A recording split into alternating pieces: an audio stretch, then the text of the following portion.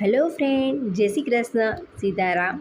હું છું ટીનાસ કિચનમાં આપ સૌનું સ્વાગત છે. દાલવડા તમે ઘણીવાર ખાધા હશે, પણ બજાર જેવા દાલવડા આજે આપણે ઘરે બનાવીશું. તો ચાલો એને બનાવીએ.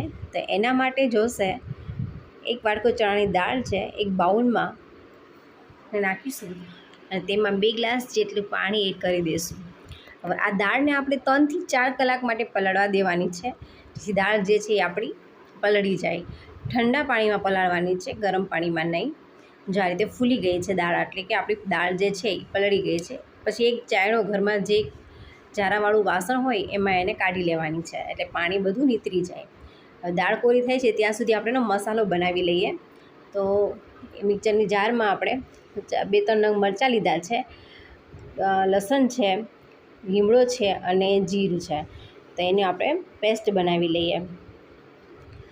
આપણા જે ક્રશ થઈ ગયું છે અને જો એની પેસ્ટ બની ગઈ છે, તો હવે જે દાળ જે છે એ ડ્રાય થઈ ગઈ છે, તો એને પણ આપણે ક્રશ કરી લઈએ. આમાં પાણી જરાય એડ કરવાનું નથી.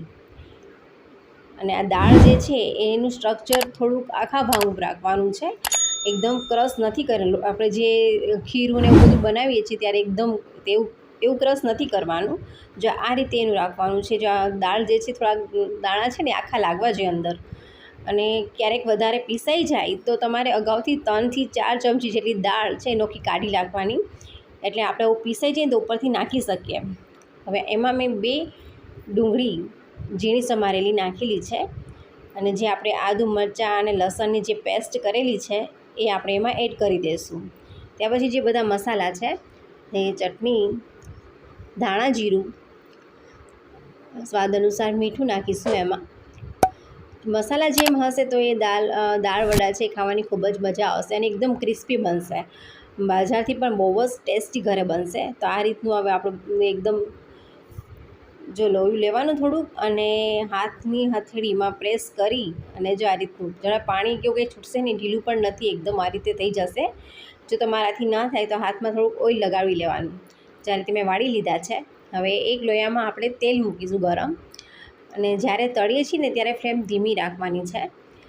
જો આ રીતે 1 બાય 1 કરીને ધીરેથી નાખવાનું છે, જેથી આપણા હાથ દાજે નહીં. અને 3 થી 4 વડા જે આપણે પહેલાં બનાવેલા છે એ બધા આમાં તળવામાં મૂકી દઈશું.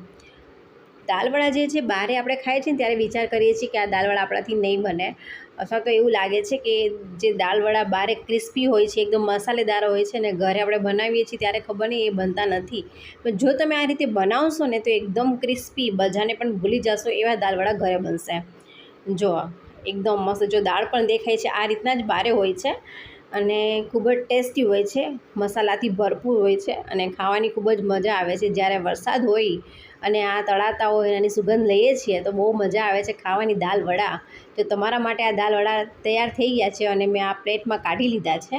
અને આને ધીમી ફ્લેમે તળવાના છે, કેમ કે નકર અંદરથી કાચા રહેશે અને બહાર તળાઈ જશે.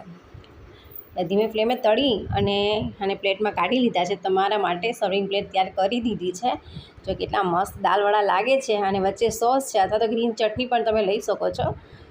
જો તમને મારી આ દાલવડાની રેસીપી ગમે તો લાઇક, શેર અને સબસ્ક્રાઈબ કરવાનું ના ભૂલતા. Thank you for watching.